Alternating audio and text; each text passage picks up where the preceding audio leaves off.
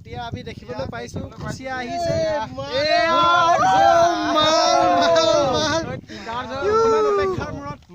double কুচিয়া প্ৰায় আধা কেজি মানৰ ওজনৰ বুলি আমি ধৰিব পাৰিছো ধৰা হয় সঁচাকৈ বৃহৎ কুচিয়া এয়া ইয়াৰ প্ৰণৱ কুমাৰ মিলি এইজনে লগাইছিলে প্ৰথমডাল লাগিলে ইয়াত আপোনাৰ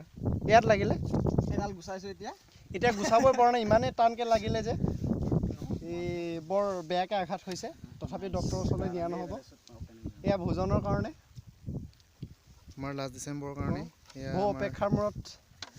চিকাৰ কৰা